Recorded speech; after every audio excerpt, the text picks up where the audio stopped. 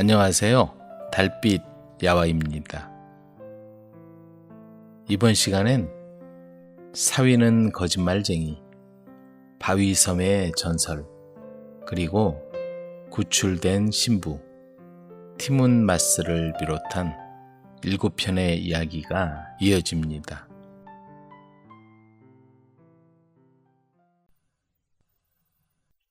사위는 거짓말쟁이. 어느 마을에 박선비가 살았는데 집도 크고 땅도 많아서 부족함이 없었다. 그는 거짓말 잘하는 동네 사람들을 불러놓고 얘기를 듣는 것이 중요한 하루 일과였다. 그 정도로 박선비는 거짓말을 무척 좋아하는 사람이었다. 오늘은 누굴 불러서 거짓말을 들을까? 하지만 거짓말이 밑도 끝도 없이 나올 수는 없는 일이었다. 딸이 시집갈 나이가 되자 박선비는 생각 끝에 거짓말 잘하는 사람을 사위로 삼기로 했다. 부자인 데다 딸이 참하기로 소문이 자자해서 거짓말 잘하는 사람을 사위로 삼는다는 방을 보고서 거짓말기나 한다는 총각들이 모여들었다. 한 총각이 찾아와 이야기를 시작했다. 저희 마을에선 논에다 벽실을 막 뿌립니다. 그리고 갈대로 짠 자리로 덮어서 이삭이 자리 틈으로 쑥쑥 나와서 노랗게 익으면 사람들이 모서리를 잡고 자리를 걷어올려 나락이 거쳐서 한쪽에 모이게 됩니다. 벼농사 짓기 세상 편합니다. 박선비가 그럴 수도 있겠지 하고 말해서 실패했다. 또 한 총각이 찾아왔다. 저희 집 마당에 돌부처가 있는데 그 머리 위에 있는 배나무에 배가 주렁주렁 달려있지 않겠어요? 장대로 돌부처 콧구멍을 살살 쑤셨더니 돌부처가 재채기를 하는 바람에 배가 뚝뚝 떨어져서 오늘 아침에도 떨어진 배를 맛있게 먹고 왔습니다. 이번에도 박선비가 그럴 수도 있겠네 하여 그 총각도 실패하고 말았다. 그렇다 보니 이제는 장가들겠다고 찾아오는 총각들의 발길도 뜸해졌다. 그러기를 며칠 한 총각이 찾아왔다. 저는 장사꾼입니다. 팔도를 다니며 이것저것 모든 걸 다 팔고 있는데 작년에 어르신께서 한 포대에 10,000냥짜리 공기를 사셨지요. 그렇지, 기억나는군. 정말 기억나십니까? 기억나고 말고. 그때 어르신께서 공기 3포대를 외상으로 가져가신 것도 기억나십니까? 공기값 30,000냥을 내십시오. 박선비는 기가 찰 노릇이었다. 사실이라고 하면 30,000냥을 줘야 할 판이고 거짓말이라고 하면 사위로 삼아야 하기 때문이다. 하는 수 없이 그건 거짓말이군 하면서 그 총각을 사위로 삼았다. 그런데 밥만 먹으면 사위를 불러다 놓고 거짓말을 시켰다. 거짓말 꽤나 잘하는 사위도 하루 이틀이지 매일 그렇다 보니 정말 못할 짓이었다. 어느 날 사위는 단단히 결심을 했다. 이번 기회에 장인어른 버릇을 고쳐놔야겠어. 어느 날 장인하고 나무를 하러 간 사위는 지게에 나무를 한 짐 올려놓았다. 아이고 이런, 나무짐을 묶을 끈을 깜빡하고 놓고 왔네. 그러면서 발을 동동 굴렀다. 일부러 끈을 가져가지 않은 사실을 모르는 장인은 나무를 하러 온 놈이 끈을 빠뜨리고 오면 어떡하냐. 빨리 가서 가져와라 하고 말했다. 그 말을 들은 사위는 쏜살같이 집으로 뛰어갔다. 멀리서 그 모습을 본 장모가 무슨 일이 생긴 게 틀림없다고 생각했다. 자네 왜 그렇게 급히 오나? 장모님, 큰일 났습니다. 장인어른이 산빛 아래서 미끄러져서 크게 다치셨습니다. 장모와 아내는 울면서 산에 올라가고 사위는 앞질러 장인한테로 뛰어갔다. 천천히 오지 뭐 그리 급하게 오냐? 아이고, 큰일 났습니다. 집에 도적이 들어 곡간을 몽땅 털어갔다고 합니다. 박선비는 두 손을 불끈 쥐고 집을 향해 달리기 시작했다. 그러다가 산 중턱에서 올라오던 아내와 딸을 마주쳤다. 아니 마누라, 이게 무슨 일이야? 집은 어떻게 하고 올라오는 거야? 집이라뇨? 영감, 괜찮은 거요? 사위는 슬며시 웃으며 자신이 꾸민 일을 전부 털어놓았다. 10년 감수한 장인은 그때부터 거짓말을 딱 끊었다고 한다. 바위섬의 전설. 아주 먼 옛날 수마트라 섬의 한 마을에 와얀이라는 소년이 살고 있었다. 그 소년은 어려서 아버지가 돌아가시고 어머니와 단둘이 가난하게 살았다. 어려서부터 영리했던 그 소년은 큰 꿈을 가지고 있었다. 그건 언젠가 큰 배를 타고 그 섬을 떠나서 먼 바다를 항해하는 것이었다. 소년은 틈만 나면 항구에 나가서 그곳에 정박하는 웅장한 배들을 바라보곤 했다. 때로는 오랜 항해 경험을 가진 선원들을 만나서 그들이 경험한 신나는 모험 얘기를 듣기도 했다. 그럴 때마다 먼 바다에 대한 소년의 야망은 점점 더 커져만 갔다. 소년이 12살 되던 해의 어느 날, 그 마을에 지금까지 본 적이 없는 아주 훌륭한 외국 배 한 척이 정박하게 되었다. 상상해 본 적도 없을 만큼 큰 그 배는 아름답게 장식되어 있었다. 와야는 그 배를 보는 것만으로도 행복한 것 같았다. 훌륭하고 멋진 배를 탈 수만 있다면 소운이 없을 것 같았다. 소녀는 그 배가 떠날 때 자기도 따라가겠다고 결심했다. 그런데 운 좋게도 우연한 기회에 와야는 그 배에서 견습 선원 한 사람을 필요로 한다는 걸 알게 되었다. 소녀는 다시 없는 기회를 놓치고 싶지 않았다. 그러나 소년의 어머니는 하나밖에 없는 아들을 머나먼 외국으로 떠나보내는 일을 몹시 괴로워했다. 얘야, 제발 이 엄마 곁을 떠나지 말아다오. 너를 보내고 나서 내가 무슨 낙으로 세상을 살아가겠니? 어머니는 아들을 잡고 애원했다. 하지만 제가 이곳에 남는다면 저는 한평생 불행할 거예요. 한평생 저 배를 타지 못한 일을 후회하면서 살게 될 거예요. 아들의 말을 들은 어머니는 마침내 아들을 보내기로 결심했다. 자기 때문에 아들을 불행에 빠뜨릴 수는 없다고 생각했던 것이다. 얘야, 그러면 약속해다오. 너는 어디를 가거나 엄마가 너를 사랑한다는 것을 잊지 말아라. 이렇게 해서 와야는 어머니와 헤어지게 되었다. 소원대로 큰 배의 선원이 된 와야는 그 어떤 선원보다도 성실하게 일했으며 진정으로 배를 사랑했다. 와얀의 그런 모습은 곧 선장의 눈에 띄었다.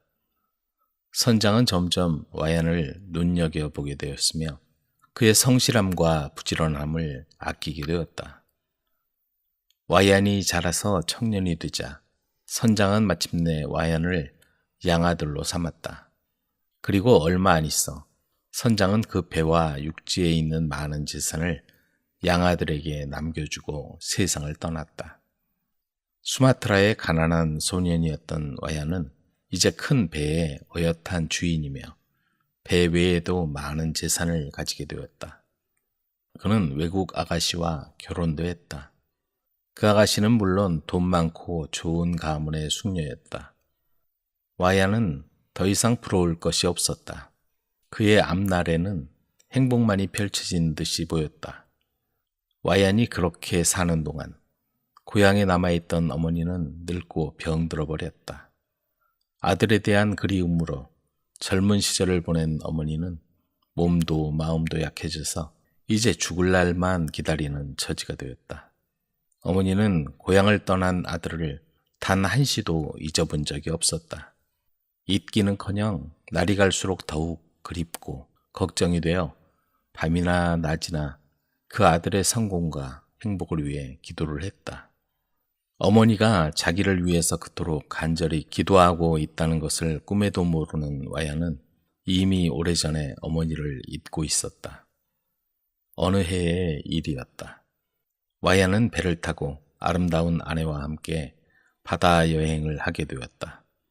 아내가 아기를 가졌으므로 와야는 배를 더욱 호화스럽고 안락하게 꾸몄다. 그들은 수마트라 남쪽 해안을 항해하고 있었다. 야자수들이 우거진 아득한 해안 풍경을 바라보던 와얀의 아내가 말했다. 여보, 우리 저 항구에 좀 들렀다 가기로 해요. 야자수가 먹고 싶어요. 와얀은 당황했다. 그는 그제야 그곳이 자기의 고향이라는 것을 깨달았던 것이다. 그러고 나니 문득 그곳에 있을 어머니가 생각났다. 그러나 어머니가 그립기는커녕 가난하고 늙어서 보잘것없는 노파가 되어 있을 어머니를 만나게 될까봐 두려운 마음이 들었다. 게다가 자기 어머니의 고생에 찌든 모습을 아름다운 아내가 보게 될 것을 생각하니 몹시 창피한 마음이 들었다. 여보, 웬만하면 이곳은 지나가기로 합시다. 다음 항구에서 야자수를 구해주겠소. 와야는 아내를 설득해 보았다. 그러나 평소에도 고집이 센 데다 임신 중인 아내는 막무가내로 야자수를 구해달라고 떼를 썼다. 아무리 달래도 그 뜻을 꺾을 수가 없었다. 결국 와야는 배를 잠시 고향의 항구에 대기로 했다. 그는 가능하면 아무도 만나지 않고 떠날 수 있기를 빌었다. 그러나 항구에는 아름다운 와얀의 배를 구경하려고 많은 사람이 모였다. 뿐만 아니라 그 사람들 중에는 먼 옛날에 그 항구를 떠난 와얀이 오랫동안 소식이 없었으므로 대부분 그가 외국에서 죽었다고 생각하는 사람들도 많았다. 그런데 이제 훌륭한 배의 선장이 되어 돌아온 것을 보자 모두 자기 일처럼 기뻐했다. 그중 몇 사람은 서둘러 와얀의 어머니에게로 달려갔다. 할머니의 아들 와얀이 돌아왔어요. 어마어마한 배의 선장이 되어 돌아왔습니다. 사람들은 큰 소리로 외쳤다. 와얀의 어머니는 자기의 귀를 의심했다. 아들이 돌아왔다는 것이 꿈만 같아서 믿어지지 않았다. 그러나 혹시나 하는 마음으로 어머니는 늙고 병든 몸을 이끌고 부두로 나갔다. 사람들의 부축을 받아 배 위에 올라간 와얀의 어머니는 선원을 붙잡고 애원했다. 제발 선장을 만나게 해주세요. 나는 선장을 꼭 만나야 합니다. 안 됩니다. 우리 선장님은 지금 휴식을 취하고 계십니다. 아무도 그분의 휴식을 방해할 순 없어요. 하지만 선장도 내가 왔다고 하면 기뻐할 것이요. 어서 가서 전해주시오. 부탁입니다. 어머니가 계속 간청하자 그 선원은 의아해하며 물었다. 도대체 할머니는 누구신데 그러십니까? 나는 바로 와얀의 어미 되는 사람이요. 내가 왔다는 것을 알면 그 애가 기뻐할 거요. 그렇다면 기다려보십시오. 깜짝 놀란 그 선원은 곧 와얀에게 가서 어머니가 찾아왔다고 전했다. 와얀은 마지못해서 일어나 밖으로 나왔다. 그는 자기 어머니의 초라한 모습을 보았다. 그리고 그렇게 늙고 초라한 노파가 자기 어머니라는 것이 부끄러웠다. 더구나 뒤따라 나온 자기 아내가 어머니의 모습을 보고 비웃지나 않을까 걱정도 되었다. 오, 내 아들아, 내가 이렇게 돌아오다니. 어머니는 아들에게로 다가가며 눈물을 흘렸다. 그러나 와야는 눈살을 찌푸리고 말했다. 아니, 어디서 굴러온 늙은이가 나를 보고 자기 아들이라는 거야? 여보시오, 나는 당신 같은 노인은 알지도 못하오. 얘야, 네가 나를 모른다고. 얘야, 나를 다시 한번 보아라. 차나깨나 너의 행복만을 빌어온 내 어미를 보아라. 어머니는 떨리는 목소리로 애원했다. 그때 뒤에 서서 그 모습을 보고 있던 와얀의 아내가 말했다. 여보, 이분이 당신의 어머니라면 어서 안으로 모십시다. 그러나 그 말을 들은 와얀은 자존심이 상하여 더욱 그 노인이 어머니라는 것을 밝히고 싶지 않았다. 분명히 말하지만 나는 이 할머니를 모르고 당장 배에서 쫓아내시오. 와야는 벌컥 화를 내면서 다시 선실 안으로 들어가 버렸다. 선원들은 와얀의 어머니를 배에서 내리게 했다. 와얀의 어머니는 그토록 그리워하던 아들을 만났으나 따뜻한 말 한마디는커녕 거지 노인 취급을 당하고 쫓겨난 것이다. 어머니는 울면서 집으로 돌아왔다. 항구에 구경 나왔던 사람들이 입을 모아 와얀을 욕하자 어머니는 아마도 자기가 잘못 본 모양이라며 쓸쓸히 집으로 돌아왔다. 그러나 아무리 생각해도 괘씸한 마음이 사라지지 않았다. 배은망덕하고 무례한 아들의 태도를 생각하니 분해서 쓰러질 것만 같았다. 어머니는 방 안에 쓰러져서 기도했다. 신이여, 이것이 그동안 내가 자식을 위해서 드린 기도의 응답입니까? 저는 그 애가 어미를 부정하는 파렴치한 녀석이 되기를 바란 적이 없습니다. 이제 저는 그의 행동에 대한 심판을 내려주실 것을 기도합니다. 그런 일이 있자 와야는 그곳에 조금이라도 더 머물고 싶은 마음이 없어져서 서둘러서 떠났다. 그러나 항구를 떠난 지 얼마 안 되어 그 배는 큰 폭풍우를 만났다. 거센 폭풍우는 엄청난 파도를 일으키며 와얀의 배를 덮쳤다. 배는 순식간에 뒤집히고 말았다. 배에 타고 있던 사람들은 재빨리 구명보트를 내려서 목숨을 건질 수 있었다. 그러나 어찌된 일인지 와야는 그 커다란 배 안에서 나오지 못했다. 구명보트를 탄 사람들이 항구를 향해 노를 저으며 돌아보니 자기들이 탔던 그 배가 어느새 커다란 바위섬으로 변해 있었다. 사람들은 배에서 나오지 못한 와얀도 배와 함께 바위가 되었다고 믿었다. 그리고 그건 어머니를 배반한 죄에 대해서 신이 내린 벌이라고 생각했다. 구출된 신부. 마을에서 결혼식이 열렸다.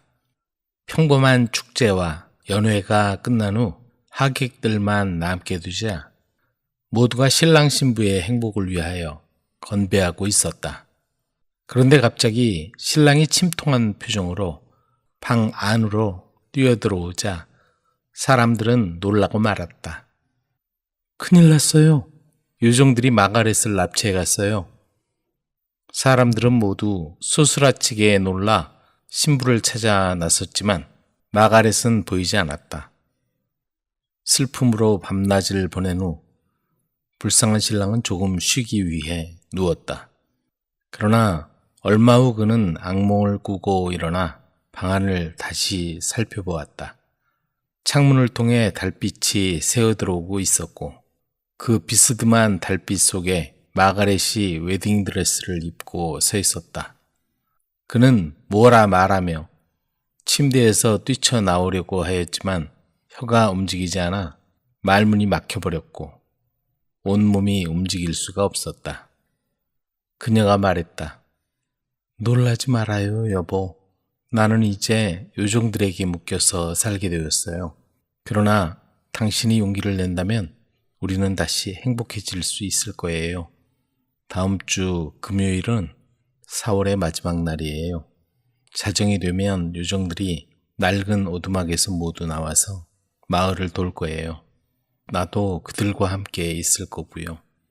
원을 만들어 성수를 뿌린 다음 칼을 준비해서 오세요. 만약 당신이 나를 말에서 끌어내려 그 원 안으로 데려가면 요정들은 아무것도 할 수 없게 될 거예요. 당신은 또 매일 밤 나를 위해서 찬장에 음식을 준비해 두어야 해요. 내가 그걸 먹게 되면 영원히 당신과 함께 있을 수 있어요. 나는 서약대로 요정들을 위해 음식을 준비하지 않고 당신만 생각하며 보냈기 때문에 요정들이 나를 납치해 간 거예요. 어리석은 서약 덕분에 나는 고통당하고 있어요. 내가 한 말을 잊지 말아요. 안 돼요, 내 사랑. 그는 다시 말을 할 수 있게 되었으나 그가 침대에서 나오자 방에는 아무것도 없었다. 금요일이 될 때까지 이 불쌍한 남편은 혼자서 시간을 보내며 지냈다. 밤이면 그는 찬장에 음식을 놓아두었고 아침이 되어 음식이 사라진 걸 보고 기뻐했다. 자정이 되기 조금 전 원을 만들어 자리를 잡고 칼을 준비했다. 그는 사랑하는 아내를 다시 못 볼 것 같아 너무 무섭고 긴장되었지만 다른 한편으로는 결투를 빨리 시작하고 싶어 안달이 날 지경이었다. 마침내 하늘을 찌를 듯이 높이 솟은 덤불 울타리에 둘러싸인 낡은 오두막이 순식간에 궁전으로 변했다. 수천 개의 불빛이 창문과 높은 문 안에서 반짝거렸다. 셀 수도 없을 만큼의 횃불이 궁전의 뜰을 둘러싸고 있는 사람들에 의해서 흔들거렸다. 그리고 고급스럽게 차려입은 귀부인과 신사들을 태운 마차들이 수도 없이 나와 신랑이 서 있는 문 쪽으로 다가왔다. 그들이 웃고 떠들며 그의 곁을 지나가자 그는 이 사람들이 자신이 여기 있다는 것을 아는지 모르는지 감을 잡을 수 없었다. 그는 사람들의 생김새를 주의 깊게 들여다보았다. 그는 곧 자기 아내가 하얀 말 위에 타고 오는 것을 보았다. 그녀도 남편을 알아보고 미소 지었다. 그녀도 긴장하고 있었다. 그녀는 무리를 원의 마력이 미치는 곳까지 끌고 갈 수가 없었다. 그래서 갑자기 자리를 박차고 뛰어나와 아내를 안고 끌어내렸다. 여기저기서 흥분과 분노의 비명이 터져나왔다. 그들은 가장자리를 에워싸고 그를 위협하기 위해 머리와 가슴에 무기를 겨누었다. 그는 초인적인 용기와 힘을 얻어서 칼을 휘둘러 주위의 적들을 깨끗하게 물리쳤다. 그는 시간을 더 이상 지체하지 않고 아내를 원 안으로 데려갔고 수많은 요정 중 누구도 그 안으로 감히 들어가지 못했다. 조소와 저항의 외침이 한참 동안 계속 들려왔지만 이제 모험은 끝이 났다. 행렬의 끝은 문을 이미 지났고 부부가 서로 껴안고 있던 원이 닫히고 주위는 어둠과 적막에 사로잡혔다. 구출된 신부와 신랑은 안도의 한숨을 내쉬었다. 그들은 다시 결혼식을 했고 마을을 가득 채운 환호와 온갖 소문을 뒤로하고 집으로 무사히 돌아와 행복하게 살았다. 티문 마스. 농부와 아내가 숲 근처의 마을에서 살고 있었는데 불행하게도 아직 자식이 없었다. 그래서 부부는 아이를 낳게 해달라고 매일같이 신에게 기도를 드렸다. 어느 날 거인이 농부 집 앞을 지나다가 농부 부부가 기도하는 소리를 들었다. 거인은 농부에게 오이 씨앗을 주면서 말했다. 이 씨앗을 심어보시오. 그러면 딸을 얻게 될 거요. 고맙습니다, 거인님. 하고 부부가 말했다. 하지만 그 딸이 17살 생일을 맞게 되면 그 아이를 나에게 줘야 하오. 거인이 조건을 내걸었다. 농부 부부는 자식을 너무나 소망한 나머지 잘 생각해보지도 않고 그 제안을 수락했다. 부부는 그 오이 씨앗을 땅에 심었고 매일 정성을 다해 돌보았다. 몇 달이 지나자 황금색 오이 열매가 맺기 시작했다. 오이는 하루하루 점점 무거워지고 점점 커졌다. 오이가 익게 되자 부부는 그것을 땄다. 그리고 조심스럽게 오이를 잘라보니 놀랍게도 예쁜 아기가 들어있었다. 부부는 너무나 행복해서 아기 이름을 황금색 오이라는 뜻의 티문 마스라고 지었다. 세월이 흘러 티문 마스는 아름다운 아가씨로 자라났다. 티문 마스의 부모는 딸이 무척 자랑스러웠다. 그러나 그들의 행복은 티문 마스가 17살 생일을 맞이하게 되었을 때 두려움으로 변하고 말았다. 거인이 찾아와서 농부에게 약속을 지켜야 한다고 말했던 것이다. 거인은 티문 마스를 멀리 데려갈 작정이었다. 농부는 침착하려고 애썼다. 잠깐만요. 티몬마스는 밖에서 놀고 있어. 농부가 딸에게 갔다. 얘야, 이걸 받아라. 농부는 티몬마스에게 작은 주머니를 주면서 말했다. 이것이 너를 거인에게서 벗어나도록 도와줄 거야. 자, 어서 빨리 도망가거라. 아버지의 말을 듣고 티몬마스는 얼른 도망쳤다. 농부 부부는 딸을 떠나보내서 정말 슬펐지만 거인이 잡아가도록 놔둘 수는 없었다. 한편 거인은 너무 오래 기다렸다는 생각이 들어 조바심이 났다. 결국 농부 부부가 거짓말을 했음을 알게 되자 집을 부숴버리고는 티몬마스를 쫓아갔다. 티몬마스와 거인 사이의 거리가 점점 가까워졌다. 티몬마스는 아버지가 준 작은 주머니에서 소금 한 주먹을 꺼내어 등 뒤로 뿌렸다. 그러자 갑자기 드넓은 바다가 티몬마스와 거인 사이에 나타났다. 거인은 헤엄을 쳐야만 했다. 티몬마스는 계속 달렸다. 그러나 거인은 이제 티몬마스를 붙잡을 수 있을 만큼 바짝 뒤쫓고 있었다. 그래서 이번에는 주머니에서 매운 고추를 꺼내어 거인에게 던졌다. 고추는 금방 큰 나무들로 변해서 거인을 가두었다. 나무에는 칼처럼 날카로운 가시가 달려 있었다. 거인은 아파서 소리를 질렀다. 이제 티몬마스는 다시 멀리 도망칠 수 있었다. 하지만 거인은 아주 강했다. 거인은 다시 티몬마스를 따라잡았다. 티몬마스는 주머니에서 다시 세 번째 마법을 부릴 오이 씨앗을 꺼냈다. 씨앗을 던지자 갑자기 넓은 오이밭이 나타났다. 거인은 지치고 배가 고파서 신선한 오이들을 먹어치웠다. 그런데 오이를 너무 많이 먹었는지 졸음을 느끼고 곧 잠에 빠져들었다. 티몬마스는 있는 힘껏 뛰어 도망갔지만 어느새 지쳐버리고 말았다. 게다가 어느새 거인이 깨어났다. 티몬마스는 두려움에 떨며 마지막에 남아있던 국수를 꺼내 던졌다. 그러자 다시 기적이 일어났다. 국수가 깊은 늪으로 변한 것이다. 거인은 늪에 빠졌지만 그의 손은 티몬마스를 막 잡으려 하고 있었다. 그러자 갑자기 늪이 그 깊은 밑바닥으로 거인을 끌어당겼다. 거인은 하얗게 질렸고 숨을 쉴 수가 없었다. 마침내 거인은 늪에 빠져 다시는 나오지 못했다. 티몬마스는 그제야 안심했다.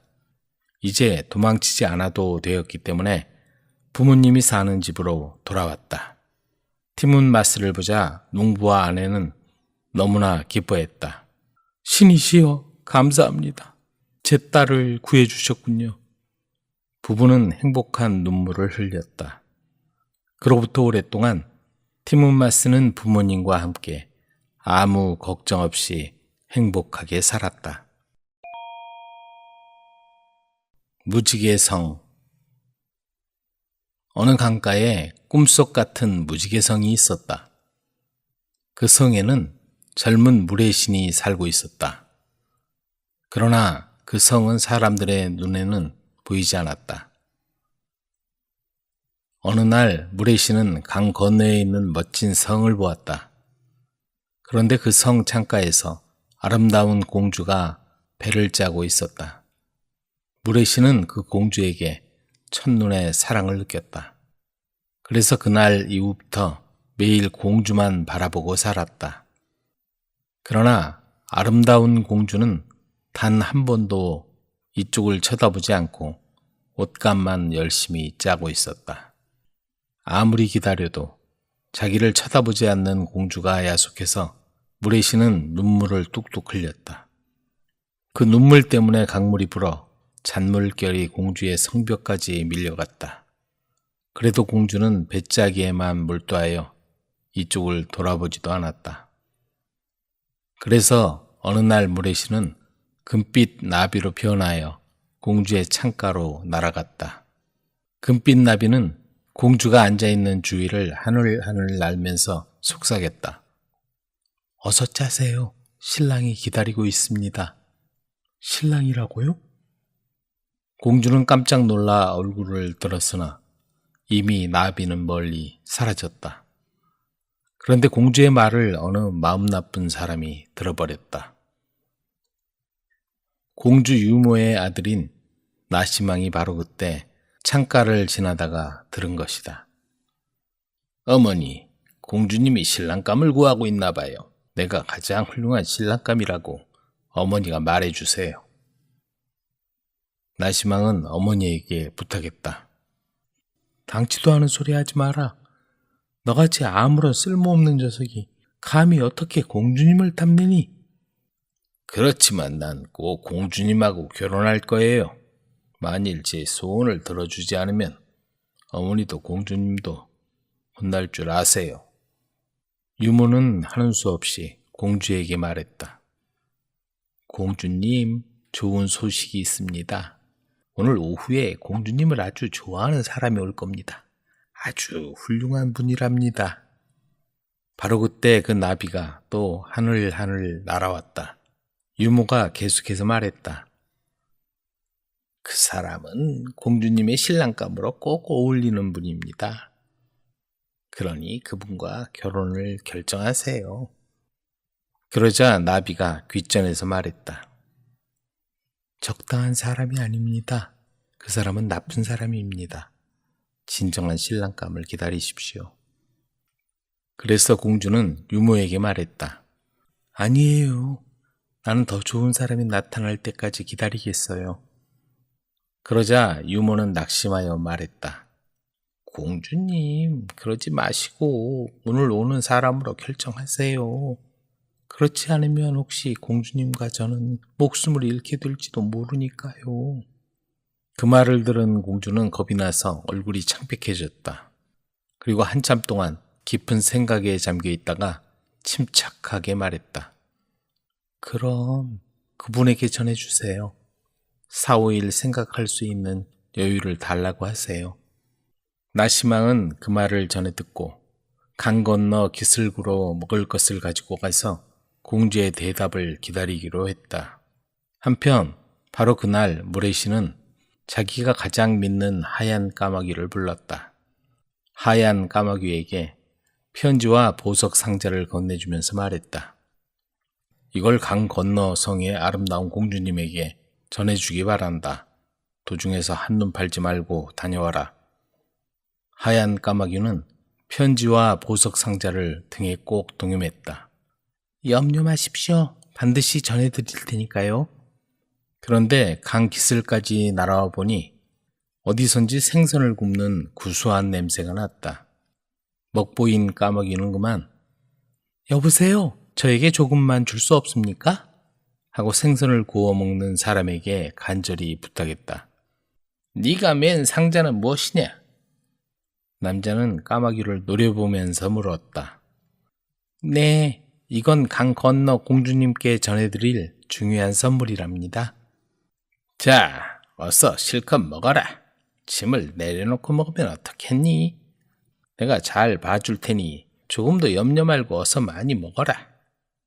까마귀는 신이 나서 보석 상자를 내려놓고 구운 생선을 마구 뜯어먹기 시작했다. 그 사이에 남자는 상자 뚜껑을 열어보았다. 그리고 상자 속에 들어있는 아름다운 진주와 보석을 꺼내고 그 대신 징그러운 거미와 도마뱀을 넣었다. 그 사람은 바로 고약한 나시망이었던 것이다. 나시망은 어머니에게 부탁해서 편지까지 바꾸어 넣었다. 그런 짓을 하는 줄도 모르고 먹보인 까마귀는 정신없이 먹기만 했다. 드디어 까마귀는 공주님에게 편지와 보물상자를 전했다. 공주는 이 선물이야말로 자기를 진정으로 사랑하는 사람이 보내준 것이라고 믿었다. 그래서 설레는 가슴을 진정하며 편지를 뜯었다. 그런데 이게 어찌 된 일인가? 공주, 당신은 더럽고 천한 여자요. 이 선물은 당신의 그 검은 피부에 어울리는 장식품이 될 것이요. 이렇게 적혀 있지 않은가? 공주는 놀라서 상자를 창밖으로 내던졌다. 그 순간 상자 뚜껑이 열리면서 징그러운 거미와 도마뱀이 기어나왔다. 공주는 몹시 낙심하고 슬펐다. 이젠 아무도 믿을 수가 없었다. 그래서 옷감 짜는 것도 집어치워버렸다. 그날 저녁 언젠가 본 그 금빛 나비가 또 하늘하늘 날아들어와 공주에게 속삭였다. 공주님, 선물이 마음에 드셨습니까? 왜 그 보석을 달지 않으십니까? 그 말을 듣자 공주는 화가 나서 말도 하지 않고 나비를 손으로 탁 치려고 했다. 그러자 나비가 또 말했다. 공주님, 내일 그분이 오십니다. 당신을 무지개성으로 모셔갈 것입니다. 어서 결혼식 때 입을 옷을 짜십시오. 공주는 더욱 화가 나서 하인을 불러 나비를 내쫓게 했다. 그러자 무레이시는 너무 괘씸한 생각이 들어 그날 밤에 큰 홍수를 일으켰다. 공주의 성은 당장 물에 잠겨 떠내려갔다. 공주도 사람도 집도 모두 거센 물결에 휩쓸렸다. 무레이시는 무지개성 앞에 서서 이 광경을 지켜보고 있었다. 바로 그때 파도 사이에서 유모가 소리쳤다. 다 제 잘못입니다. 편지를 바꿔 쓴 것도 바로 저입니다. 상자 속에 선물을 바꾼 것은 제 아들인 나시망이고요. 무레이시는 그제야 모든 사실을 알았다. 그래서 물속에 아주 잠겨버리려는 성에서 공주와 사람들을 구해냈다. 그러나 유모와 나시망은 건져주지 않았다. 그들은 살려달라고 외치며 멀리 떠내려갔다. 하얀 까마귀도 말을 듣지 않고 심부름을 잘못해서 벌을 받았다. 하얀 털이 까만 털로 바뀌고 까악하고 기분 나쁜 소리로 울게 되었다. 마침내 무레시는 아름다운 공주와 무지개성에서 결혼식을 올렸다. 두 사람은 지금도 그 강가에 있는 무지개성에서 행복하게 살고 있다. 보통 때는 사람의 눈에 잘 보이지 않지만 비가 개고 나서는 아리연히 성이 나타날 때가 있다고 한다. 선행에 대한 보상. 옛날에 숲으로 들어가서 땔감을 베는 한 남자가 있었다. 그는 이 나무에서 저 나무로 옮겨갔다. 그러나 그 나무들은 모두가 질이 좋아서 땔감으로 쓰기에는 너무 아까웠다. 기다리면 좋은 목재가 될 것이었다. 마침내 그는 아무짝에도 쓸모없어 보이는 나무를 발견했다. 그건 마디가 생겼고 군데군데 썩어 있었다. 그래서 그는 그것을 찍어 넘겨뜨리기 시작했다. 그러나 그 나무를 베기 시작하자 그에게 외치는 소리가 들렸다. 살려주세요, 선한 사람이여. 그 나무에 갈라진 틈에 커다란 살무사가 끼어 있는 것을 보고 남자는 사색이 되었다. 살무사는 꿈쩍도 못했다. 아니, 난 널 돕지 않을 거야. 너는 날 해칠 테니까. 그러나 살무사는 구해주기만 하면 그를 해치지 않을 것이라 말했다. 그래서 남자는 도끼로 그 뱀 밑에 갈라진 틈을 열어서 뱀을 구해주었다. 그러나 자유롭게 되자마자 뱀은 또아리를 틀고 쉿소리를 내었다. 그리고 혓바닥을 날름거리며 그를 공격할 태세였다. 남자가 말했다. 날 해치지 않겠다고 내게 말하지 않았니? 맞아, 그렇게 말했어. 하지만 은혜를 원수로 갚는 게 세상이야. 그렇지 않아. 은혜는 은혜로 갚는 거야. 네 말에 동의하는 사람은 아무도 없을 거야. 세상이 어떻게 돌아가는지 잘 알고 있거든. 아니야, 내 말이 옳지 않아. 그럼 우리 그걸 물어보자. 그래, 좋아. 그래서 살무사가 그를 물지 않았다. 둘은 숲을 지나 풀을 뜯고 있는 쇠약해진 늙은 말을 만났다. 늙은 말은 발을 절름거렸고 눈은 멀어 있었으며 입에는 부러진 이빨 몇 개만 남아 있었다. 그들은 선행이 선으로 갚아져야 하는지 아니면 악으로 갚아져야 하는지 말에게 물었다. 악으로 갚는 거야. 난 20년 동안 주인을 충실하게 섬겼어. 난 그를 내 등에 태웠고 마차를 끌었고 그가 떨어지지 않도록 정성을 다하여 비틀거리지 않으려고 조심했어. 내가 젊고 튼튼했을 때는 좋은 대우를 받았지. 좋은 마구간과 많은 식량이 있었고 핏질도 잘 받았어. 그런데 지금 내가 늙고 약하다고 온종일 발로 바퀴를 돌리면서 일해야 해. 난 나를 덮어줄 지붕도 없고 내가 먹는 모든 식량은 스스로 찾아서 먹는 거지. 정말로 어떤 은혜라도 원수로 갚는 거야. 자, 들었지? 이제 너를 물을 테다. 살무사가 말했다. 잠깐만 기다려. 저기 여우가 온다. 여우한테 한번 물어보자.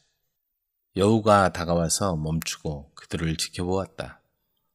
여우는 그 남자가 어려운 상황에 놓여 있다는 것을 알았다. 그때 살무사가 여우에게 선행이 선으로 갚아져야 하는지 아니면 악으로 갚아져야 하는지 물었다. 남자가 속삭였다. 선으로라고 말해. 그러면 내가 살찐 거위 2마리를 내게 줄게. 여우가 말했다. 선행은 선으로 갚아야 하는 거야. 그리고 살무사 위로 뛰어 올라가서 살무사가 땅에 떨어지도록 그 목을 물었다. 그러나 살무사는 죽어가면서도 고집했다. 아니, 은혜는 원수로 갚는 거야. 난 경험했어. 그 남자의 목숨을 살려준 건 나야. 그런데 그 사람이 나를 속였어. 이제 살무사는 죽었고 남자는 살아났다. 그래서 그가 여우에게 말했다. 나와 집으로 가자. 내 거위를 줄게. 아니에요. 고맙지만 난 시내에 가지 않을 거예요. 거기에서는 개들이 저를 잡을 거예요. 그럼 내가 거위를 가져올 때까지 여기서 기다려. 남자가 말했다. 그는 집에 달려가서 아내에게 말했다. 서둘러서 살찐 거위 2마리를 가방 속에 담아요. 여우에게 그것들을 주기로 약속했어. 여자는 가방을 가져와서 뭔가를 거기에 담았다. 그러나 그녀가 안에 담은 건 거위가 아니라 사나운 개 2마리였다. 남자는 가방을 들고 여우에게 달려가서 말했다. 여기 내 보상이야. 고마워요. 결국 내가 말한 대로 거짓이 아니었군요. 은혜는 은혜로 갚는다는 말이요. 그리고 등에 가방을 메고 숲으로 달려갔다. 가방이 무거운데? 여우가 말했다. 그래서 앉아서 예리한 이빨로 가방을 찢었다. 그러나 그 순간 가방에서 개 2마리가 뛰어나와 이빨로 여우의 목을 집중 공격했다. 피할 길이 없는 여우는 마침내 물리고 말았다. 판도라의 상자. 오래전 이 세상이 처음 만들어졌을 때 에피메테우스라는 아이가 있었다. 그 아이는 아버지도 어머니도 없었다. 그 아이와 놀이 친구가 되어주고 도움을 주기 위해 먼 나라에서 오게 된 여자아이가 있었다. 그 아이도 아버지와 어머니가 없었으며 그 여자의 이름은 판도라였다. 판도라는 에피메테우스가 사는 오두막에 들어설 때 가장 먼저 큰 상자를 보았다. 집 안으로 들어서며 이렇게 질문했다. 에피메테우스, 이 상자 안에 뭐가 있어? 귀여운 작은 판도라, 그건 비밀이야. 상자에 대해 더 이상 묻지 않으면 좋겠어. 그 상자는 건드리지 말고 안전하게 보관해야 해. 나도 그 안에 뭐가 있는지 몰라. 누가 주었는데? 이 상자는 어디서 왔니? 그건 역시 비밀이야. 에피메테우스가 대답했다. 정말 짜증나. 이 못생긴 상자를 치워버리면 좋겠어. 판도라가 입술을 삐죽거리며 소리쳤다. 상자에 대해 생각하지 마. 밖에 나가서 아이들과 즐겁게 놀자. 에피메테우스와 판도라는 수천 년 전에 살았다. 지금 세상은 그들이 살았던 때와 아주 달랐다. 그때는 모두 아이들뿐이었으며 그들을 돌봐줄 아버지도 어머니도 필요 없었다. 어떤 위험도 걱정거리도 옷을 수선할 필요도 없었기 때문이었다. 항상 먹을 것과 마실 것들이 넘쳐났다. 아이들이 저녁 식사를 원하면 먹을 것이 나무에서 솟아났다. 그리고 아침에 나무를 보면 그날 저녁에 먹을 것이 열려있는 것을 볼 수 있었다. 밤이면 다음날 아침에 먹을 것이 꽃망울로 맺혀있는 것을 볼 수 있었다. 너무나 즐거운 생활이었다. 해야 할 일도 공부해야 할 숙제도 없었다. 온종일 놀고 춤추며 제잘되는 목소리와 새처럼 노래하는 즐거운 아이들 소리, 그리고 쾌활한 웃음소리만 가득했다. 무엇보다 가장 신기한 것은 아이들이 싸우는 일이 절대 없었다. 아무도 소리 지르며 우는 적이 없었고 혼자 떨어져 구석에서 토라져 있는 아이도 전혀 없었다. 그곳에 사는 것은 얼마나 즐거운 시간일까? 사실 그때는 골칫거리라고 부르는 모기 같은 날개가 달린 작고 못생긴 괴물들은 세상에 보이지도 않았다. 아마 그 당시 가장 큰 근심이 있다면 신비로운 상자의 비밀을 알고 싶지만 알 수가 없어 속상해하는 판도라의 근심이었을 것이다. 그건 처음에는 작은 근심에 지나지 않았다. 그런데 하루하루 점점 커지더니 얼마 지나지 않아 에피메테우스와 판도라가 사는 오두막에는 그 근심 때문에 다른 아이들의 오두막보다 조금 더 어두웠다. 이 상자는 어디서 왔을까? 대체 상자 안에 뭐가 들어있을까? 판도라가 계속해서 자신과 에피메테우스에게 물었다. 항상 상자 얘기구나. 마침내 에피메테우스가 말했다. 그는 그 얘기에 너무 질려 있었다. 귀여운 판도라, 다른 얘기를 하면 좋겠어. 익은 무화과 열매를 따서 저녁에 먹자. 맛있는 포도가 열리는 나무를 알고 있는데 네가 그 포도 맛을 보면 이제껏 먹은 것 중 가장 달콤하고 즙이 많다고 할 거야. 넌 언제나 포도랑 무화과 열매 얘기구나. 흥. 판도라가 토라져서 소리쳤다. 그럼 나가서 친구들과 재미있게 놀자. 성격이 좋은 에피메테우스가 말했다. 재밌게 노는 것도 이젠 실증나. 내가 재미있게 보내지 않더라도 신경 쓰지 마. 그런 건 재미도 없어. 언제나 눈에 거슬리는 이 상자 생각이 난단 말이야. 그 안에 뭐가 있는지 내게 말해줘. 토라지며 판도라가 대답했다. 벌써 100번도 넘게 말했지만 나도 모른다고. 그 안에 뭐가 있는지 어떻게 말하란 말이야? 에피메테우스가 화를 내며 대답했다. 열어보면 안 될까? 그러면 우리가 직접 볼 수 있잖아.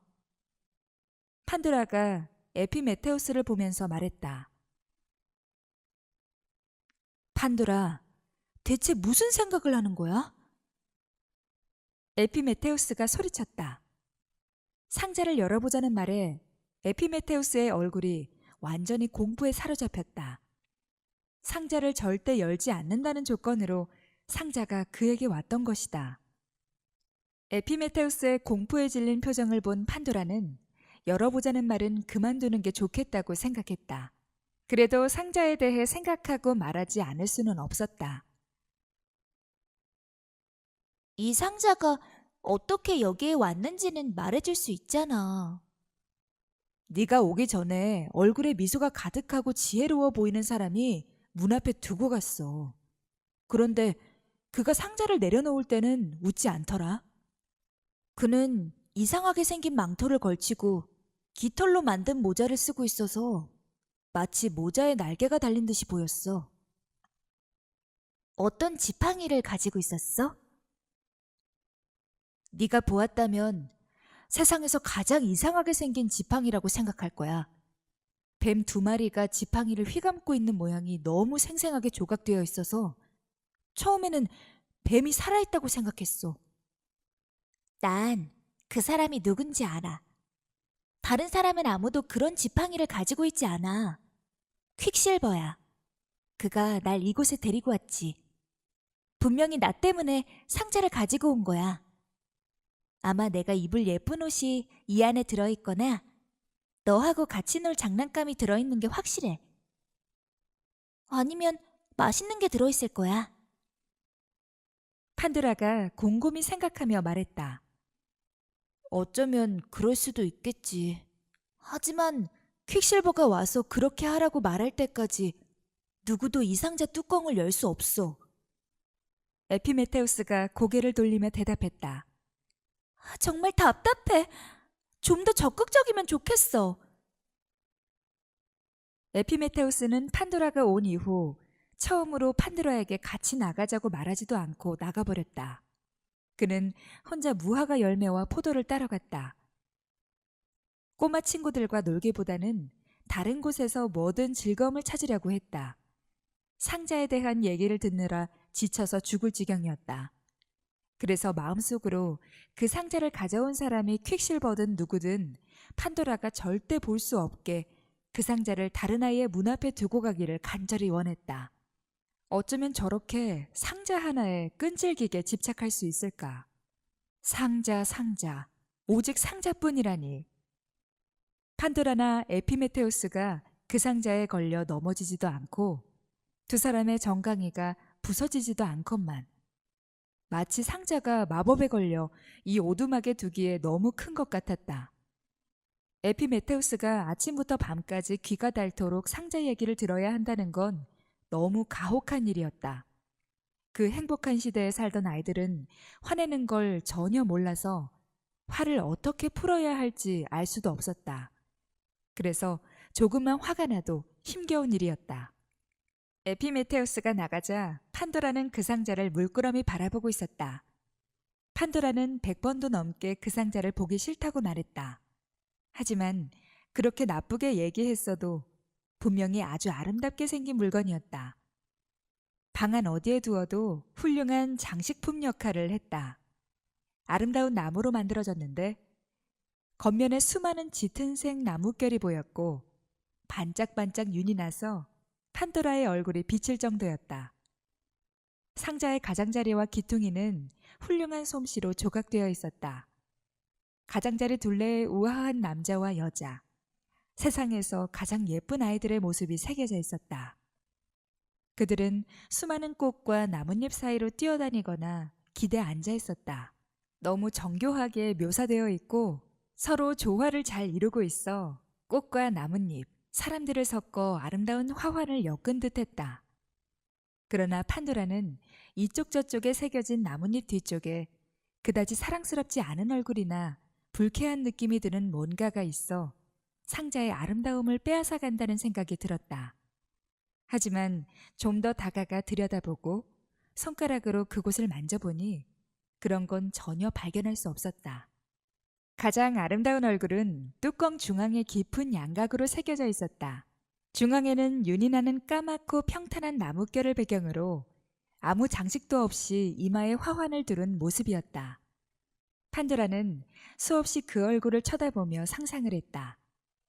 마치 입술이 살아있어 원하는 대로 미소를 지을 수도 있고 진지한 표정을 지을 수도 있는 것 같았다. 그 얼굴은 매우 생동감 있고 장난기까지 느껴져 마치 입술 사이로 무슨 말이라도 할 것 같았다. 아마 그 입이 말을 냈다면 이런 말을 했을 것 같았다. 두려워하지 마, 판도라. 상자를 열어본다고 나쁜 일이 뭐가 있겠어? 가엾고 단순한 에피메테우스는 신경 쓰지 마. 너는 그 애보다 똑똑하고 용기도 10배나 많잖아. 상자를 한번 열어봐. 예쁜 게 뭐가 있나 찾아보라고. 상자는 단단히 잠겨 있었다. 자물쇠로 잠긴 것도 아니고 다른 장치로 되어 있는 것도 아니었다. 매우 복잡하게 얽힌 황금 매듭으로 잠겨 있었다. 그 매듭은 끝도 시작도 없어 보였다. 매듭이 아주 복잡하게 꼬여 있지는 않았지만 이 세상 누가 능숙한 솜씨로 매듭을 풀려고 해도 전혀 끄떡도 하지 않을 것 같았다. 판도라는 매듭을 풀어 대체 어떻게 만들어졌는지 보고 싶다는 유혹이 더 강해졌다. 상자를 내려다보며 엄지와 검지 사이로 매듭을 잡아당겨 보았다. 매듭이 어떻게 묶였는지 알 것 같아. 매듭을 풀었다가 원상태로 다시 묶을 수도 있겠는데. 그렇게 한다고 뭐 나쁜 일이 생기겠어? 에피메테우스도 매듭을 풀었다고 해서 나한테 뭐라고 하지는 않겠지. 끈이 풀린다고 해도 상자를 열어볼 필요는 없어. 물론 매듭이 풀려 있다고 해도 그 바보 같은 아이의 동의 없이 열면 안 되겠지. 상자에 관심을 두지 않도록 판도라에게 할 일이 조금이라도 있거나 마음 쓸 일이 있었다면 좋았을 것이다. 어떤 걱정거리가 나타나기 전에 아이들은 편안하게 시간을 보냈다. 그래서 한가한 시간이 너무 많았다. 세상이 생긴 지 얼마 되지 않았던 때라 언제까지 꽃나무 사이에서 숨바꼭질을 하거나 눈을 화환으로 가리며 술래잡기를 하거나 계속해서 다른 놀이를 할 수만은 없었다. 어머니 대지는 아직 유년 시절에 있었다. 생활 자체가 모두 운동이고 일이야말로 놀이였다. 그곳엔 할 일이라고는 전혀 없었다. 오두막 주위를 청소하거나 먼지를 털거나 싱싱한 꽃을 화병에 꽂고 나면 이 불쌍한 판도라의 하루 일은 다 끝난 것이다. 그러면 나머지 시간은 오로지 상자만 보였다. 판도라에게 이 상자가 방해물인지 축복인지 확실히 말할 수 없었다. 상자가 있어서 많은 생각을 하게 했고 말을 들어주는 아이를 만날 때마다 많은 이야기를 했다. 판도라는 그럴 때마다 기분이 좋아져서 상자 옆쪽에 새겨진 환하게 빛나는 부분이나 둘레에 새겨진 아름다운 얼굴과 나뭇잎들을 감탄하며 바라보았다. 가끔 기분이 나쁘면 상자에 뭘 집어 던지거나 지저분한 조그만 발로 발길질을 했다. 그러나 확실한 것은 이 상자가 없었다면 활발한 아이 판도라는 시간을 어떻게 보내야 할까 고민했을 것이다. 상자 안에 있는 것이 뭘까 하는 상상은 끝이 나지 않았다. 정말 그게 뭘까? 판도라가 장난감을 원했던 건 아니다. 그때는 아직 장난감이라는 것을 만들기 시작하지 않았을 것이다. 이 세상 자체가 그 안에 사는 아이들에게 하나의 커다란 장난감이었다. 그렇지만 판도라는 상자 안에 매우 아름답고 귀중한 것이 있다고 믿었다. 그래서 다른 아이들처럼 한 번이라도 엿보고 싶은 마음에 조급해졌다. 우리가 오랜 세월 동안 이야기한 특별한 날이 되어버린 바로 그날. 그녀의 호기심이 보통 때보다 훨씬 강해져서 결국 판도라는 상자로 다가갔다. 가능하다면 상자를 열어볼 생각이었다. 판도라는 먼저 상자를 들려고 했다. 무거웠다. 판도라 같은 아이의 연약한 힘으로 들기엔 너무 무거웠다. 상자 한쪽 귀퉁이를 바닥에서 몇 인치 정도 들어 올렸지만 아주 크게 쿵 하는 소리를 내며 상자는 바닥으로 다시 내려앉았다. 잠시 후 상자 안에서 뭔가가 뒤섞이는 소리가 들리는 것 같았다. 귀를 상자에 가까이 대고 소리를 들었다. 분명히 안에서 중얼거리는 소리가 들리는 듯 했다. 아니면 그냥 판도라의 귀 안에서 울리는 소리였는지 아니면 자기의 심장 뛰는 소리였는지 알 수가 없었다. 하지만 판도라의 호기심은 예전보다 더 강해졌다. 상자에서 얼굴을 들자 판도라의 시선이 황금 매듭에 닿았다. 이 매듭을 묶은 사람은 굉장한 솜씨를 가진 사람이 분명해. 그래도 난 이것을 풀 수 있을 거야. 적어도 양쪽 매듭이라도 찾아봐야지. 판도라는 손가락으로 황금 매듭을 잡아당겼다. 오로지 상자를 풀려는 일에만 몰두했다. 열린 창문으로 밝은 햇살이 들어왔다. 멀리서 노는 아이들의 즐거운 소리가 들렸는데 그 중에는 에피메테우스의 소리도 들리는 듯 했다. 판도라는 손을 멈추고 아이들의 소리를 들었다. 얼마나 아름다운 날인가. 이 골칫거리 매듭을 놔두고 상자에 대한 생각을 접고 뛰어나가 친구들과 어울려 행복하게 보내는 게 더 현명할 것이다. 하지만 판도라의 손가락은 거의 무의식적으로 매듭 푸는 일에만 열중했다. 상자 뚜껑에 새겨진 화관 장식을 한 매혹적인 얼굴을 우연히 바라보았는데 그 얼굴이 그녀를 보며 장난스럽게 싱긋 웃는 것 같았다. 저 얼굴은 정말 장난기가 많아 보여. 내가 잘못하고 있어서 웃는 건가? 왜 자꾸 도망치고 싶은 생각이 들지? 바로 그때 우연히 매듭을 그냥 한번 비틀어 보았더니 놀랄 만한 일이 일어났다. 황금 매듭의 꼬인 부분이 마법처럼 풀어져 있었다. 이런 신기한 일이 일어나다니. 에피메테우스가 뭐라고 할까? 어떻게 이걸 다시 묶어놓지? 매듭을 원상태로 묶어 놓으려고 한두 번 시도했지만 자신의 능력으로는 할 수 없다는 걸 알았다. 매듭이 순식간에 풀려 끈들이 어떻게 서로 엮여져 있었는지 전혀 기억할 수 없었다. 매듭의 원래 모양을 떠올려 보려고 애썼지만 기억이 완전히 사라지고 말았다. 에피메테우스가 들어올 때까지 상자를 그냥 그대로 둘 수밖에 없었다. 하지만 매듭이 풀린 것을 보면 내가 그랬다는 것을 알 거야.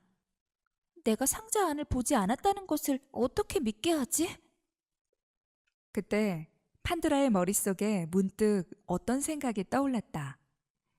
어차피 상자 안을 봤다고 의심을 받을 텐데 진짜로 보는 편이 낫겠다는 생각이었다. 상자 뚜껑에 새겨진 매혹적인 얼굴이 판도라를 유혹하며 설득하듯 쳐다보지 않았다면, 또 상자 안에서 작은 중얼거림이 전보다 더 뚜렷하게 들리지 않았다면 판도라도 에피메테우스의 말처럼 손대지 않았을지도 모른다. 내보내줘, 귀여운 판도라. 제발 우리를 여기서 나가게 해줘. 너에게 아주 멋지고 예쁜 친구가 될 거야. 여기서 나가게만 해줘. 판도라는 그 소리가 상상에서 나온 것인지 아닌지 분간할 수 없었지만 그녀의 귀에 아주 소란스럽게 속삭이는 소리가 들려왔다. 이게 어찌 된 일이지? 상자 안에 살아있는 것이 있단 말인가? 그래, 살짝 봐야겠어. 딱 한 번만 보고 뚜껑을 닫아야지. 한 번 본다고 해서 뭐 나쁜 일이 생기겠어? 이제 에피메테우스가 무엇을 하고 있는지 살펴보기로 하자. 그의 꼬마 친구 판도라가 온 이후 처음으로 그는 판도라 없이 즐거움을 찾으려고 했다. 그러나 아무것도 제대로 되지 않았고 전처럼 즐겁지 않았다. 달콤한 포도나 잘 익은 무화과 열매도 찾을 수 없었다. 에피메테우스에게 단점이 있다면 무화과 열매를 매우 좋아한다는 점이다. 잘 익었다 해도 너무 익어버려서 질릴 정도로 달았다. 지금 그는 웃음이 전혀 없었다. 언제나 그 웃음으로 친구들을 더욱 즐겁게 하곤 했는데 지금은 불평과 짜증을 부리고 있었고 다른 친구들도 그가 왜 그런지 알 수 없었다. 에피메테우스도 자기를 괴롭히는 것이 무엇인지 알 수 없었다. 왜냐하면 그 시대에는 행복하다는 것이 모든 사람의 본성이며 변함없는 일상이었다. 이 세상은 그 당시 아직 다른 감정을 배워본 적이 없었다. 아이들이 즐겁게 지내도록 처음 이 아름다운 대지에 보내진 이후로 누구도 아프거나 기분이 나쁜 적이 없었다. 결국 에피메테우스는 웬일인지 모든 놀이가 싫다고 느껴지자 자기와 더 잘 어울리는 성격을 가진 판도라에게 돌아가는 것이 좋겠다고 생각했다. 판도라를 즐겁게 해주려고 꽃을 모아 머리에 씌울 화환을 만들었다. 꽃들은 매우 아름다웠다. 장미, 백합, 오렌지꽃, 그리고 더 많은 꽃. 에피메테우스가 그것을 안고 지나가는 길마다 꽃향기가 스며들었다. 하늘에 먹구름이 모여들고 있었다. 아직 해를 가릴 정도로 퍼지지는 않았지만 에피메테우스가 오두막문에 도착하는 순간 구름이 햇빛을 가리기 시작하더니 갑자기 칙칙한 어둠을 만들기 시작했다. 그는 조용히 안으로 들어갔다. 판도라가 알아차리기 전에 몰래 등 뒤로 가서 머리에 화환을 씌워줄 작정이었다.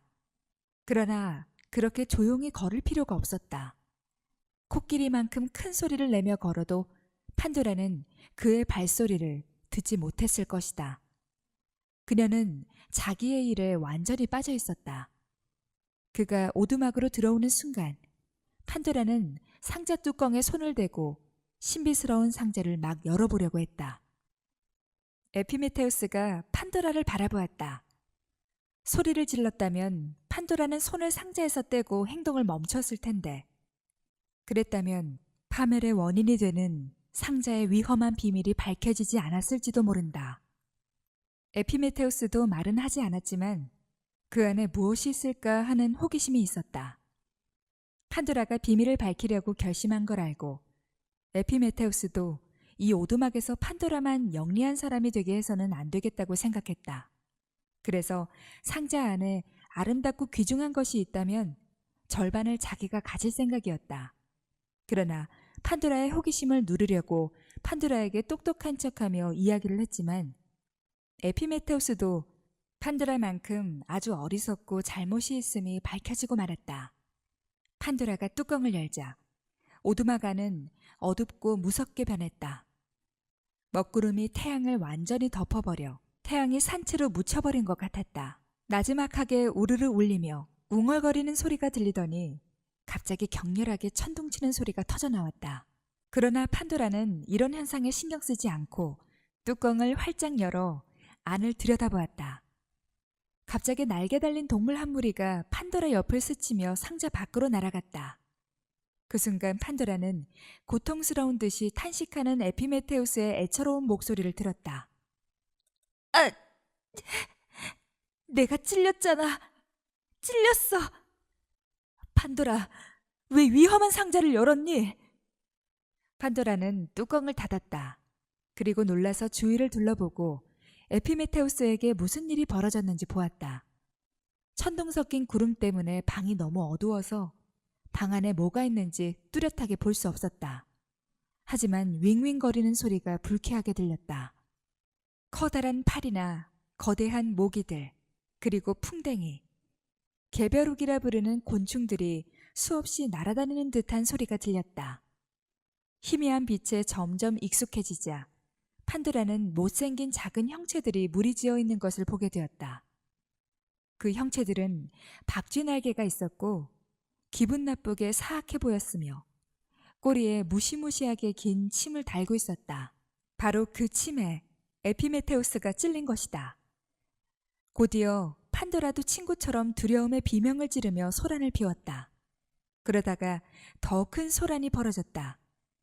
사악한 작은 괴물들이 판도라의 이마에 날아앉았다. 에피메테우스가 뛰어가 그것을 쓸어내지 않았다면 아마 판도라를 찔렀을 것이다. 상자에서 탈출한 이 추한 것들이 무엇인지 알고 싶다면 이 세상에 있는 모든 종류의 괴로움이라고 말해야겠다. 나쁜 열정, 수많은 종류의 걱정거리, 150가지도 넘는 슬픔들이었고 비참하고 고통스러운 모습들로 나타나는 질병들이었다. 말할 필요도 없을 만큼 많은 종류의 못된 것들이 그 상자 안에 있었다. 그동안 인간의 정신과 육체를 괴롭히는 모든 것들을 바로 그 신비스러운 상자에 단단히 가둬두고 에피메테우스와 판도라에게 안전하게 보관하라고 맡겼던 것이다. 이 세상의 행복한 아이들이 그 못된 것들 때문에 괴로움을 겪는 일이 없도록 말이다. 그들이 약속을 충실히 지켰다면 세상은 잘 돌아갔을 텐데 그때 이후로 지금까지 어른들도 슬퍼하는 일이 없었을 테고 어떤 아이도 눈물 한 방울 흘릴 이유가 없었을 것이다. 판도라가 상자의 뚜껑을 열고 또 에피메테우스 역시 판도라의 행동을 말리지 않고 잘못을 저지르는 바람에 이러한 괴로움들이 인간 사이에 발을 디디며 자리 잡았다. 그리고 그들은 금방 사라질 것 같지도 않았다. 두 아이가 작은 오두막에서 이 끔찍한 무리들을 막는다는 것은 불가능한 일이었다. 오히려 반대로 아이들은 이 무리들을 내쫓을 생각으로 문과 창문을 활짝 열어놓았다. 당연히 날개 달린 이 괴로움이란 무리들은 세상으로 날아가 곳곳을 떠돌며 아이들을 따라다니며 괴롭히는 바람에 아이들의 웃음이 사라져버렸다. 더 이상한 일은 지금까지 세상의 모든 꽃과 이슬 맺힌 꽃들이 하루 이틀이 지나자 시들어 꽃이 지고 잎이 떨어지기 시작했다. 더구나 전에는 어린아이로 영원히 살 것 같던 아이들이 얼마 후 나이가 들더니 곧 청소년이 되고 머지않아 성인이 되더니 곧 나이든 노인이 되었다. 전에는 그런 일이 생기리라 상상도 못했다. 그러는 사이 판도라와 그에 못지않은 에피메테우스는 오두막에 그대로 남아있었다. 둘 다 심하게 찔렸고 상당히 고통스러웠다. 이 세상이 시작된 이후 처음으로 느껴보는 아픔이어서 더욱 견디기 어려웠다.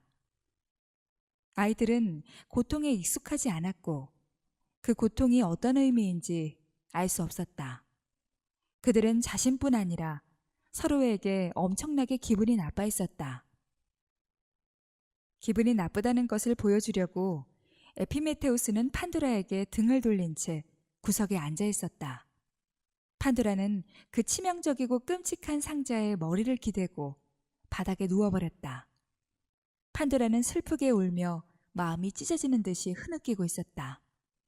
그때 갑자기 뚜껑 안에서 부드럽게 똑똑 두드리는 소리가 들렸다. 무슨 소리지?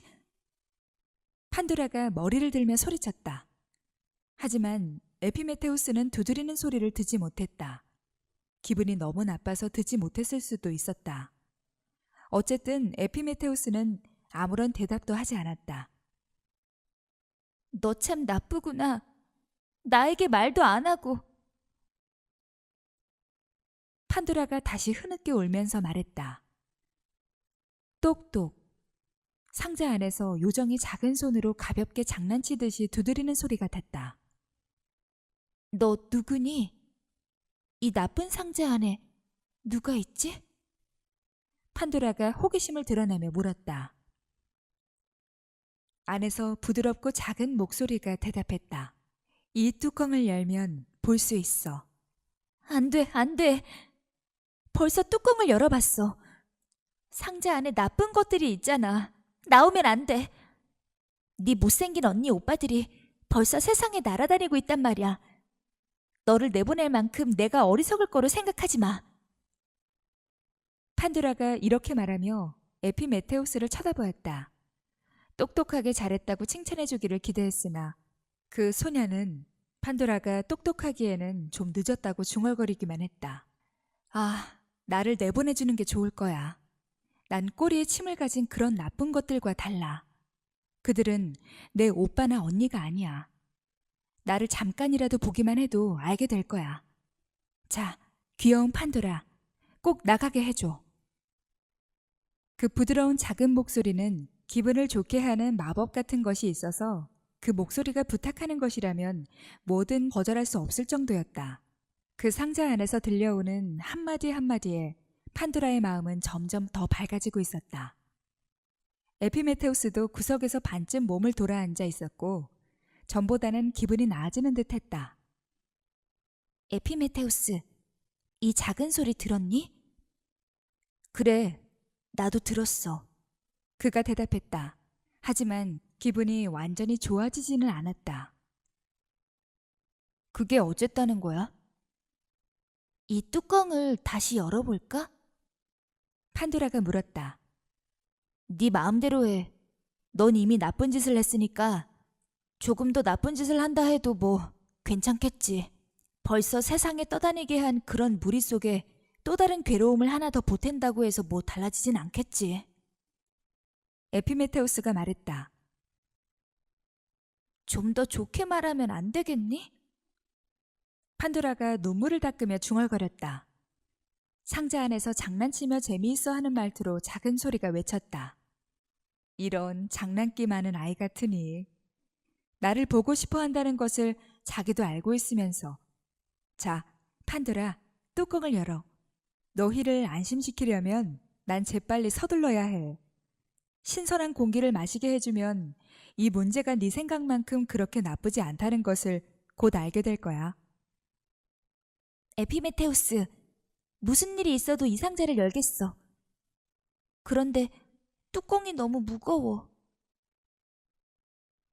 도와줄게. 에피메테우스가 상자 옆으로 뛰어오면서 소리쳤다.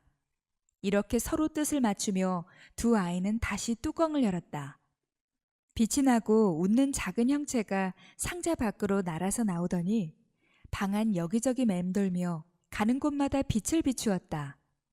반사된 햇빛처럼 날개 달린 쾌활한 요정이 어두운 오두막에 나타났다. 이 존재는 에피메테우스에게 날아갔다. 괴로움에게 찔려 상처난 자리에 손가락을 살짝 대자 즉시 아픔이 사라졌다. 그리고 판도라의 이마에 입을 맞추자 아픈 자리도 다 나았다.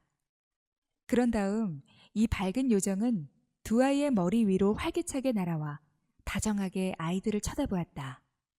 그러자 아이들은 상자를 연 것이 그렇게 잘못한 것이 아니라는 생각이 들기 시작했다. 상자를 열지 않았다면 이 요정은 틀림없이 꼬리에 침을 가진 못된 것들 사이에 갇혀 있게 되었을 것이다. 아름다운 분, 당신은 누구세요? 판도라가 물었다. 난 희망이란다.